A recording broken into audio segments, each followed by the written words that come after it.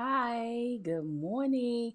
Today is day one of Camp NaNoWrimo, and I'm coming to you live. And I'm writing a cozy mystery. Pouring me some coffee first. Have some. Anyway, I want to welcome you to my YouTube channel. It's early in the morning. It's about 5:15 Central Time, my time. I will be streaming here for the next hour. I will probably do um two maybe two 20-minute write-ins, writing sprints. What I want to do is this is what I'm doing.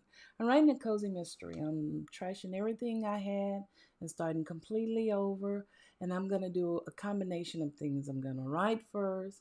I'm going to do some research. I'm going to do some editing. I'm going to do some reading. I'm going to do a combination of everything. It may not work for you, but I am planning for it to work for me. So, my cozy mystery is going to be about a murder, uh, ancient tarot cards, a psychic, and an MC who recently discovered her DNA doesn't match anyone in her family and she wants answers. She's my amateur sleuth. And I had wrote a draft before this, but I trashed it completely. She has a new little sidekick. I don't know if it's really a sidekick right now, but she has a pet, and her pet is a cat.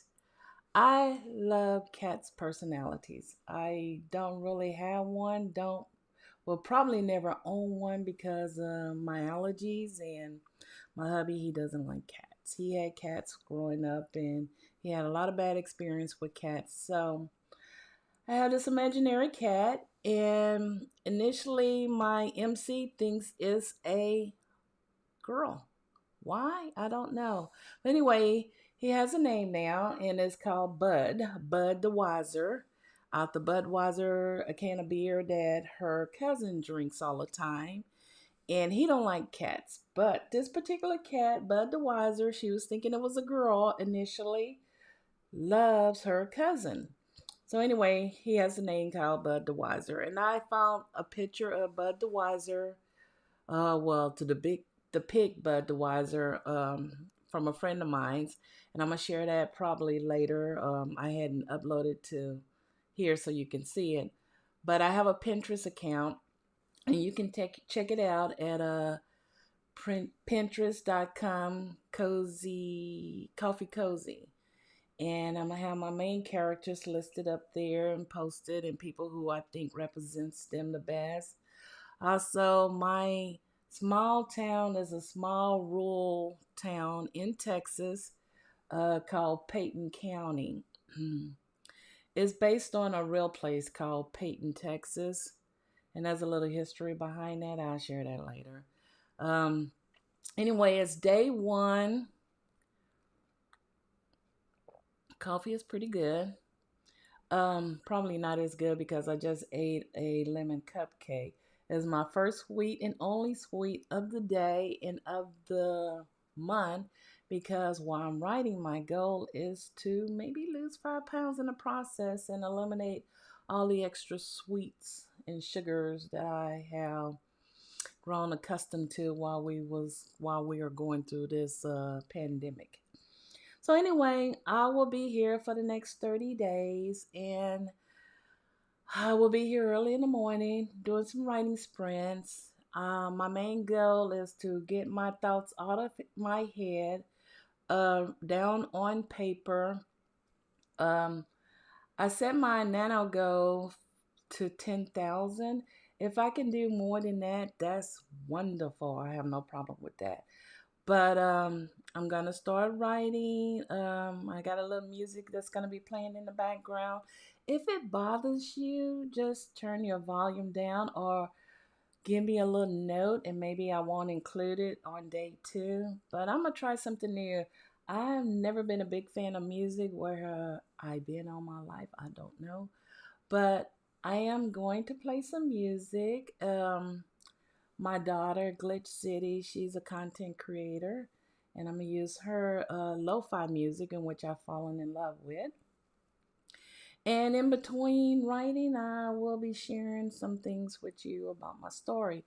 So I'm gonna be filming here in the mornings, usually around this time or a little earlier. I want to get in at least a good hour of writing to get my word count in. And then I want to spend the rest of the day doing some research on my story, doing some reading within the genre, fixing up what I worked on earlier. And I will be on Twitch, so you can catch me on Twitch dot, I think it's twitch.tv/Tish Bouvier. There will be a link in the description once this is over. So until then, happy writing. My coffee isn't as sweet. So I have a program. I was thinking about using Google Docs to do my writing. Hold on. But I'm not sure. I have this program called Dabble, Dabble,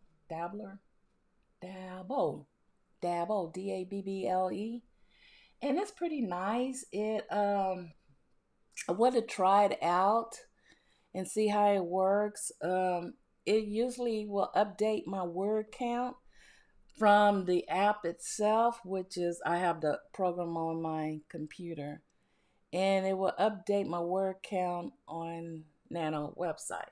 So I want to see how this works, but the reason why I want to use Google Docs because I like the fonts. I want to change into a fancy font and have fun with it. And I don't think I can change my fonts in this program, which is something I need to explore and I really don't like. But I'm going to try this out for a while, and if I like it, I continue. If not, I go ahead and maybe use Google Docs, or I can probably use Google Docs for my edit. I don't know. Anyway, I'm just trying out everything new, and hopefully by the end of the week, I have everything panned out to how I want it to go. So I'm going to set a 10-minute timer to warm up, and it has some music. If you want to join me, please feel free to join me.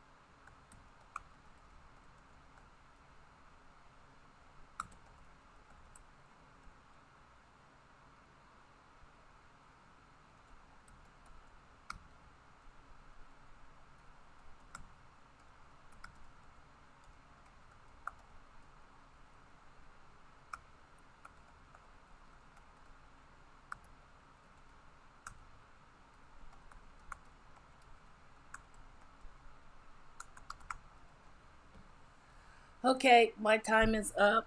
I should have had a little buzzer. A buzzer, a buzzer. Let's see. Time's up. Anyway, that was a pretty good warm up. Let's see how many words did I do. Oh, okay. I did 479 words in 10 minutes, so that wasn't too bad. I noticed when I was writing, I was going back and forth between first person and third person. So I was like, okay, I can only do one. I wanted to go first person because I felt first person is really intimate for cozy mystery. I like to get inside the head of the sleuth, and I just like that. I mean, if your main character got issues and problems and stuff, I don't think anyone can tell that story or what's really going on inside them but that person in particular. And my MC, she got a lot of issues going on. First of all, she's unhappy with her life.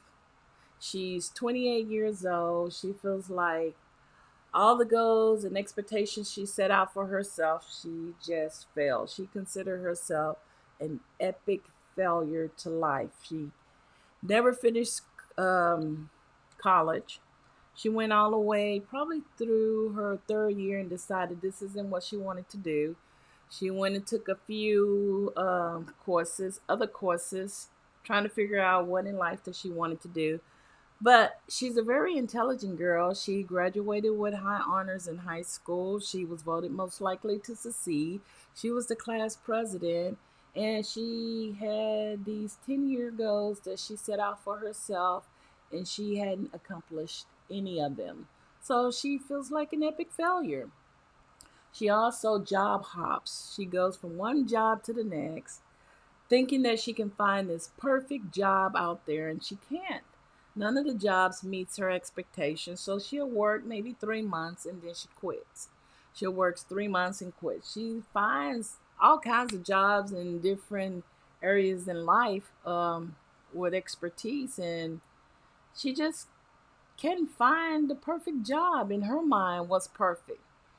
What else about my MC? So she job hops. She gained a lot of weight within the past 10 years. She moved from the country, which is Payton County, to the big city, a big metropolitan city. She moved to Houston, Texas. And she was introduced to some of the finer things in life, and food is one of them. So she has a sweet tooth.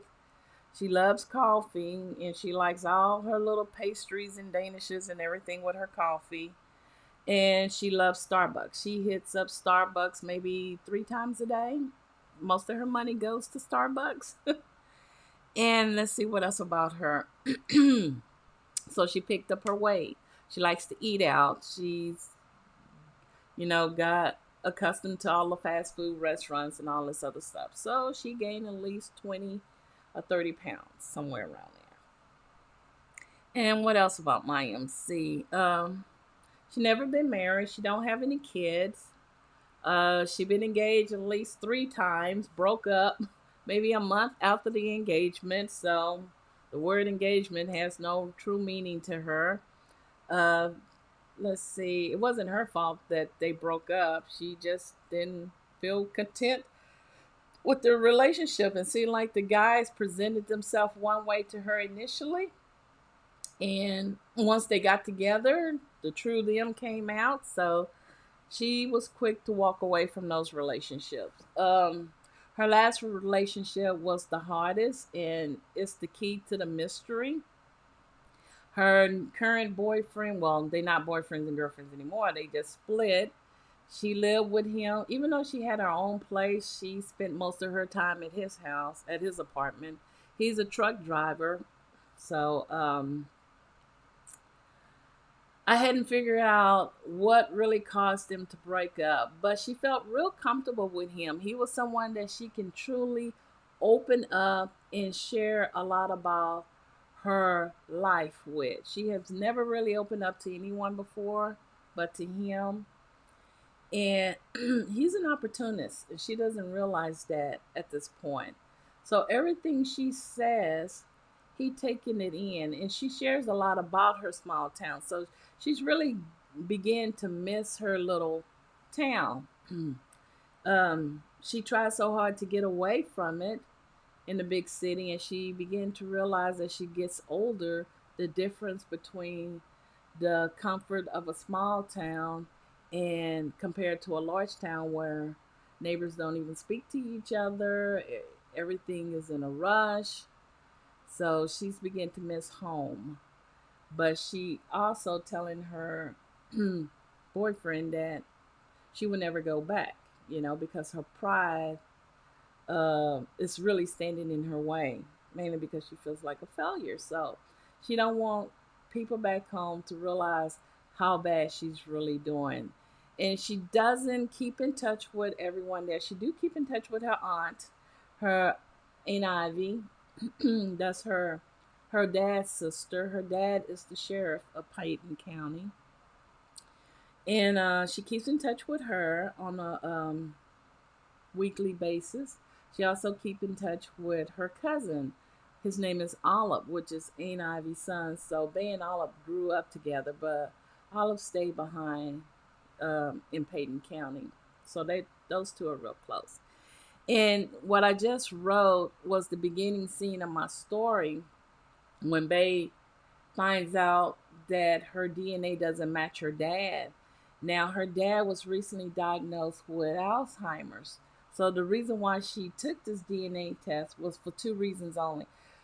First, she wanted to make sure she didn't have maybe the genetic makeup of developing Alzheimer's herself, and she's worried about that. Plus, he's getting ready to retire. And I be saying that they need to convince him it's time to retire and all this other stuff.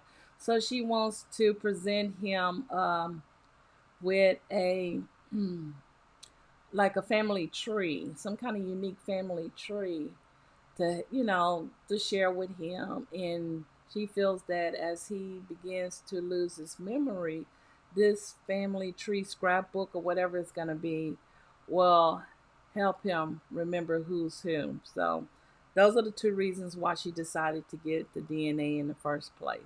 Now she's real hesitant because she thinks, oh, she's gonna probably she study about Alzheimer's and she thinks that she's gonna develop Alzheimer's too. So she's freaking out at 28 about getting Alzheimer's. So I'm gonna have to do a little bit more research on Alzheimer's and different DNA places where people get their DNA done. And excuse me, and also her friends. So initially, she didn't have a close friend that was in the beginning of my story. And her friend is named Rhonda. I don't know if I'm going to keep that name, but when I was writing it, her name is Rhonda in my draft over here. So I might keep it because it seems like the fit. It seems as though it's fit her, but I'm not sure. I will probably revise all this the second half of the day. So I want to at least get maybe 1,000 words done. I got close almost to 500, and that was just the 10-minute warm up. So now I'm going to do a 20-minute warm up, and hopefully I can reach my goal today. So let's see. Let me set a 20-minute timer.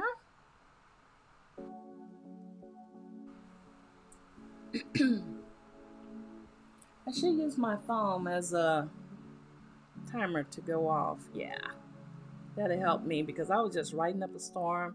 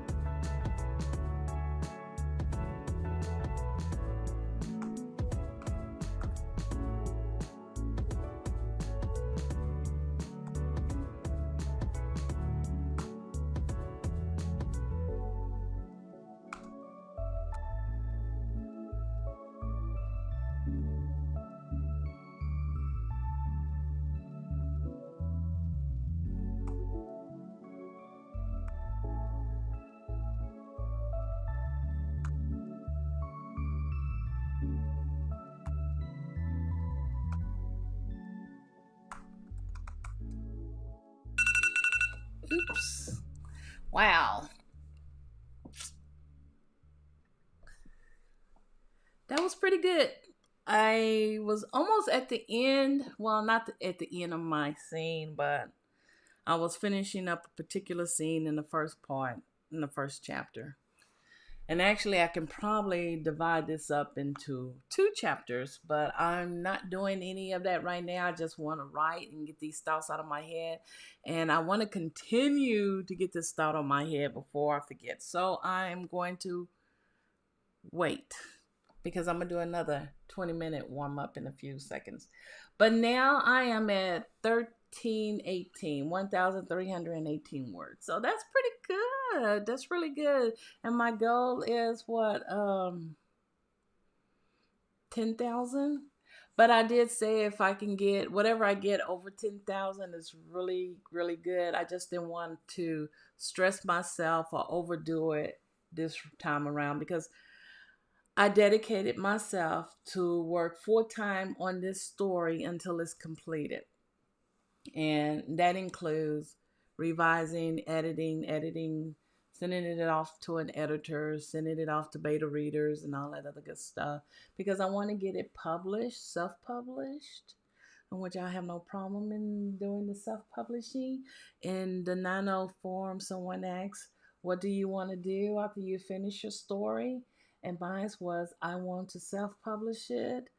The reason why is because I don't want to be on anyone's time schedule to do this or do that. And I want to market it myself. I know that's a job within itself.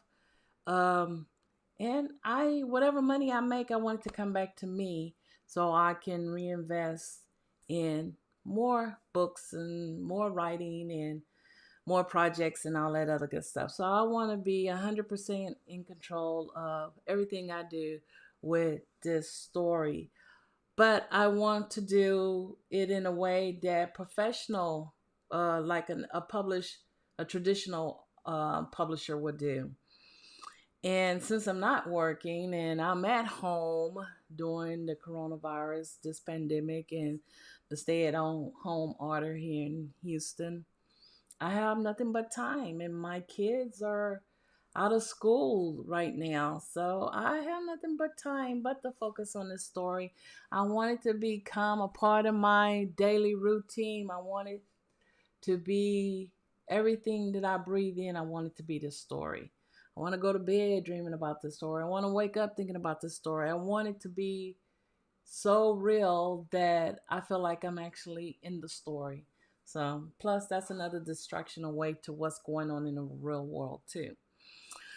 So, anyway, I feel pretty good for day one. I got up early. It's like 6:05 my time. I will probably be getting off soon, but I think I'm gonna do another 20-minute time writing because I really want to get this thought, this beginning scene out of my head is so fresh and I don't want to stop. So I am going to put on another 20-minute timer and go from there.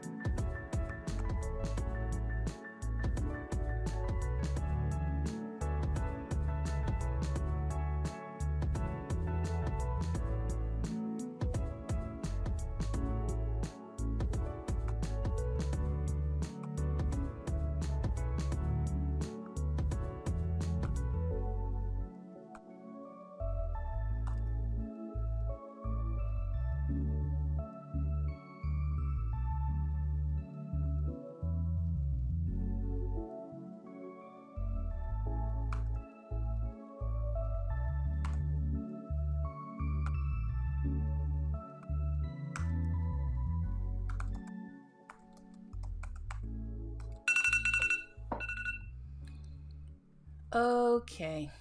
Whew.